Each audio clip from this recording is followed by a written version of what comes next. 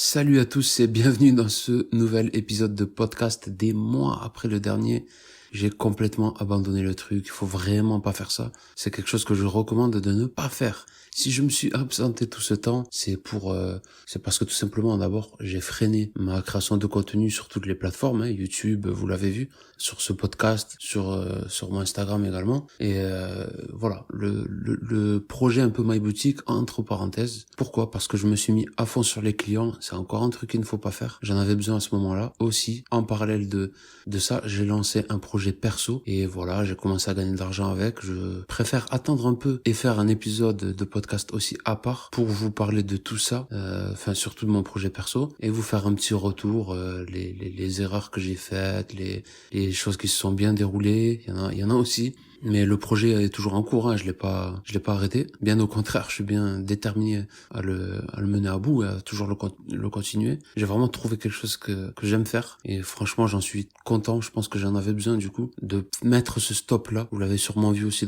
entendu dans un épisode de podcast précédent où je disais que vraiment j'étais fatigué par mon taf. Du coup, c'est un peu bête parce que je me suis mis à fond sur les clients et ça génère peut-être ça génère beaucoup de fatigue aussi. Mais voilà, j'ai réussi à trouver un projet qui me correspond vraiment. Donc c'est un peu une sorte de, c'est un peu plus détente, j'ai envie de dire, que de parler de SO. Parce que oui, franchement, j'aime beaucoup faire ce travail-là. Mais parler de ce que je fais, de tout ça, c'est pas hyper passionnant. C'est des choses un peu techniques, c'est beaucoup répétitif, y a pas de trucs incroyables. Et je suis pas quelqu'un qui va romancer ce que je fais au quotidien et y a pas de paillettes dans mon travail, franchement, voilà. Par contre, c'est quand on a une certaine vision, quand on a un certain angle du travail et quand on aime ce sur quoi on travaille, par exemple à mon projet perso, là oui, on prend du plaisir à faire du SEO et c'est mon cas. Du coup, voilà, ça m'a donné aussi envie de revenir et de refaire des épisodes de podcast parce que là j'ai l'énergie nécessaire et je me mets aussi à votre place, à la place de quelqu'un qui a son propre projet, qui a envie de faire du SEO et tout, et là je peux vraiment me mettre à la vôtre parce que j'y suis aussi, en tant que propriétaire d'un projet entre guillemets, même si j'avais déjà My Boutique, mais là c'est vraiment ce que j'aime. Voilà, la petite parenthèse qui a duré presque 3 minutes pour vous expliquer où je me situais. Et voilà, du coup par la suite, je ne sais pas encore à quel rythme je vais publier des épisodes. En tout cas, abonnez-vous à ces épisodes de podcast et à la chaîne YouTube si vous écoutez sur YouTube. C'est sûr qu'il y en aura d'autres, mais la récurrence pour le moment, je ne préfère pas faire de promesses parce que moi, avec ce projet-là précisément, même mon projet perso d'ailleurs, j'ai du mal à me fixer, on va dire une sorte de récurrence, me dire tous les vendredis.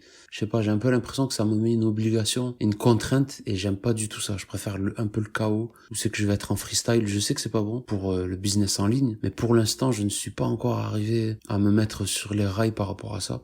Donc, il y en aura probablement, je ne promets rien, un par semaine. Je vais essayer de faire ça au minimum. Et après, ça aussi en fonction de ce que j'ai à raconter sur le moment, l'inspiration, vraiment, est-ce que j'ai quelque chose à vous raconter? Là, pendant tout ce temps, j'avais besoin de prendre du recul, avoir une certaine routine et des process de travail sur certains points. Et là, du coup, j'ai plein de trucs à vous raconter parce que il y a des mois qui sont passés. Et donc, dans ce nouvel épisode de podcast, on va parler de pourquoi la majorité des gens échouent en SEO. On a sensiblement évoqué ce sujet dans des épisodes précédents, mais pas de cette manière-là. Et je le fais aussi pour mes clients ou futurs clients et toute personne, en fait, au final, qui veut comprendre le SEO. Le podcast est lancé. On est presque arrivé. Arrête, c'est pas drôle. Complètement immature. C'est pour ça que tout le monde déteste les ogres. Ce que j'en dis, c'est pour toi. Tu mérites même pas qu'on te parle. Oh, merci. C'est parti. Je vais essayer d'utiliser une analogie très simple pour vous expliquer pourquoi la majorité des gens échouent en SEO, même quand elles font appel à un prestataire qui est compétent. Ça peut paraître étrange, mais il y a pas mal de raisons à ça, vous allez voir. Pourquoi la majorité des gens échouent en SEO, même en ayant un prestataire compétent? C'est tout d'abord parce que le SEO aujourd'hui, il ne se résume pas à simplement optimiser un site. C'est-à-dire, techniquement, il est bon sur Google, il est rapide à charger, je crée du contenu périodiquement, 20 articles par mois, c'est énorme, mais j'en ai déjà fait plus de 30 pour certains clients, pour plusieurs clients récemment. Par contre, ouais, c'est pas rédigé par l'IA, c'est rédigé par moi-même et c'est des articles qui font des vues. Il y en a une partie sur certains mois qui ne font pas encore de vues parce que c'est des sujets ultra niches, mais ils sont faits pour ranker les contenus qui sont créés. Pour vous expliquer tout cela, on va prendre l'exemple de Bernard. Bernard qui est un personnage fictif, bien évidemment. Imaginez qu'il s'agit d'un libraire. Un libraire qui ne vend pas des livres, mais plutôt qui écrit des livres. On aurait pu dire plutôt que c'est un auteur. Ouais, je pense qu'on va partir sur cette idée. J'ai écrit, j'ai pris des notes, mais je me rends compte en lisant mes notes que c'est peut-être pas correct. Donc Bernard, il écrit d'excellents romans. Donc on peut faire l'analogie, le roman, ce serait les articles de blog qu'il y a sur son site internet. Il a aussi une jolie librairie qui est bien optimisée technologiquement. Au niveau de l'accueil client, c'est top.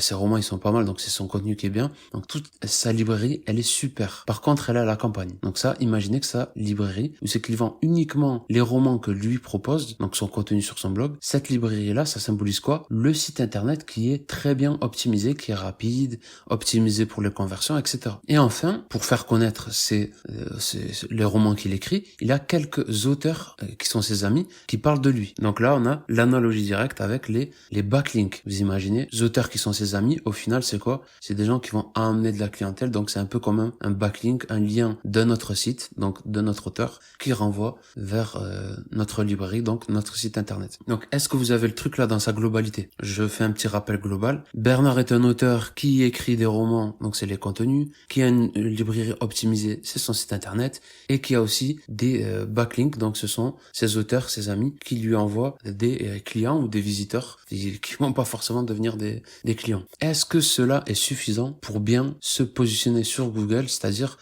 concrètement, se positionner sur Google, là dans notre analogie, ça va être pour qu'il y ait des gens qui viennent voir la librairie à la campagne, qui prennent par exemple tel mode de transport. On va dire, allez, qui prennent le train, parce que c'est le plus logique pour aller à la campagne. Est-ce que c'est suffisant? Ça va pas être le cas aujourd'hui. Vous imaginez bien que ça va être un peu difficile de pouvoir vivre de ça, de compter sur quelques amis qui vont nous envoyer des gens, qui vont nous envoyer des potentiels acheteurs. C'est vraiment à l'image d'un backlink parce qu'à un moment donné, le backlink, il a tendance au fil du temps à perdre de la puissance qu'il nous donne. Pourquoi ça n'est pas suffisant? Je pense que vous êtes au courant qu'actuellement, il y a les réseaux sociaux, le contenu vidéo, donc des formats qui sont un peu plus modernes pour faire connaître son site internet. Et si on se contente simplement d'écrire des romans et de compter sur les copains, on va pas faire vivre son business.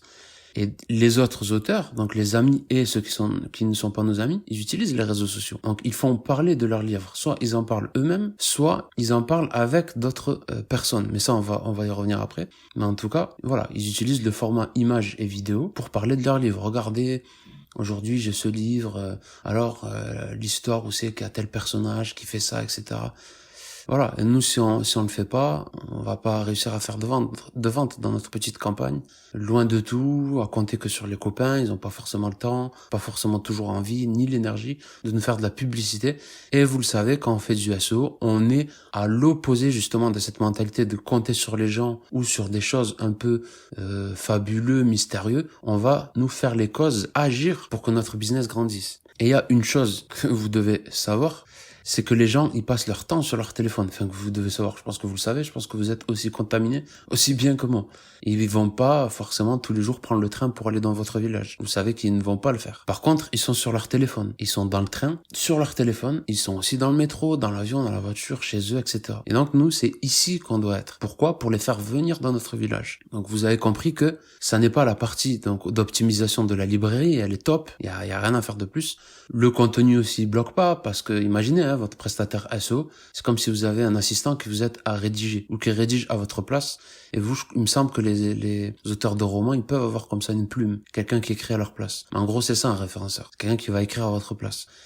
Et le référenceur, il peut faire tout le travail du monde s'il crée du contenu sur votre site. Ça ne fait pas tout. Il faut aussi faire parler de soi et prouver, là retenez bien, c'est vraiment le point le plus important du podcast, prouver à Google qu'on mérite d'être premier sur ses résultats de recherche, donc que son train s'arrête dans notre village devant notre boutique et que les gens y viennent. Pourquoi nous et pas un autre? Et donc pour ça, Google prend en considération le fait qu'il faut qu'on soit réputé. Ça peut être contradictoire parce que les gens cherchent aujourd'hui à être connus via Google, alors que Google attend de vous que vous soyez connu sur les réseaux sociaux et sur YouTube et tout pour vous pousser un peu plus. Il faut tout faire ensemble. La réponse, c'est ça. Donc, il faut créer du contenu sur YouTube et sur les réseaux sociaux. Donc, vous allez créer du contenu sur votre site avec votre référenceur, mais aussi, en parallèle, sur vos réseaux sociaux et sur YouTube. Donc, vous aurez un peu deux zones où vous allez créer du contenu.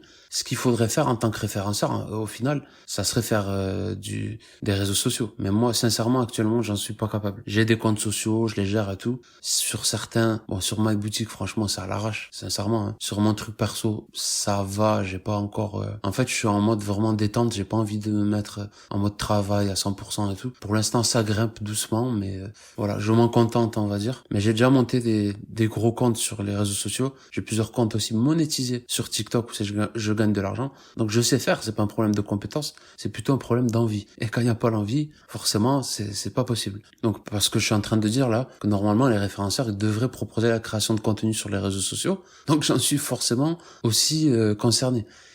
Donc on revient à notre sujet, il faut créer du contenu sur votre site, sur les réseaux sociaux et sur YouTube. Donc voilà, donc il y a la partie texte sur votre site, mais images et vidéos aussi sur votre site et la vidéo beaucoup sur les réseaux sociaux et sur YouTube. C'est vraiment indispensable pour faire parler de vous et que les gens viennent dans votre village. En plus de cela, il va falloir créer du contenu sur les sites des autres, sur les comptes sociaux des autres. Sur les sites, c'est un peu difficile, c'est juste en fait payer un article sponsorisé, voilà, il y a d'autres techniques, mais l'idée est là. On va pas partir dans ça, c'est plutôt ce que je voulais vous dire. Il va falloir créer du contenu sur les autres comptes sociaux de vos concurrents ou de vos amis. Enfin, de vos concurrents, c'est un peu compliqué. Sur d'autres comptes sociaux de votre secteur, pour faire simple. Donc pour ça, il faut faire des collaborations. C'est pour ça que les influenceurs, c'est très très puissant.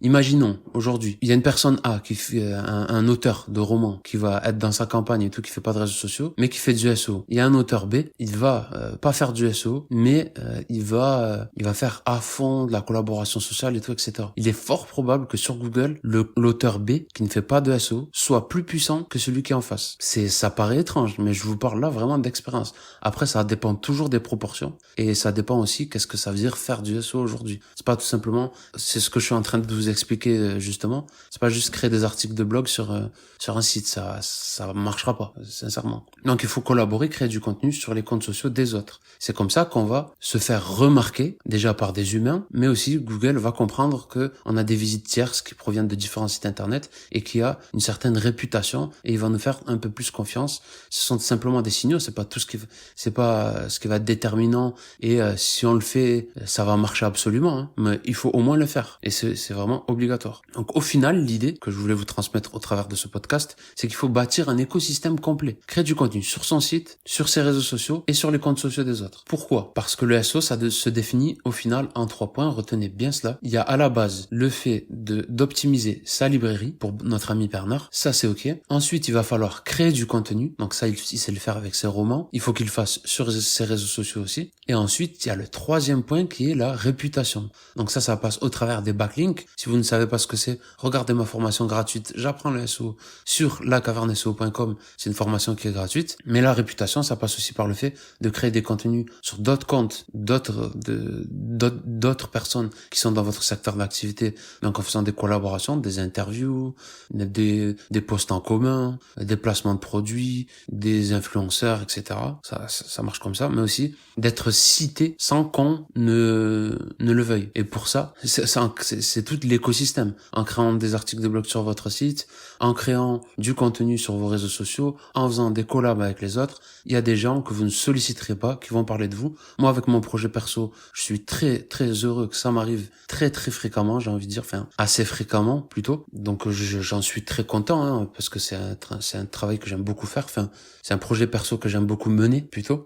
Et donc, j'ai réussi un peu à faire cet écosystème. Malgré moi, je savais pas que ça allait prendre aussi vite. Et voilà, de toute façon, moi, quand je fais tout ça, mon projet perso, c'est parce que je kiffe faire ce que je fais, et j'ai pas de calcul comme ça. Je fais pas de calcul comme ce que je suis en train de vous dire. C'est tout simplement des partages que je fais. Pendant plusieurs mois, j'étais en mode gratuit. Là, je commence à faire de l'argent. C'est juste pour financer le truc, pour rentrer dans mes coûts.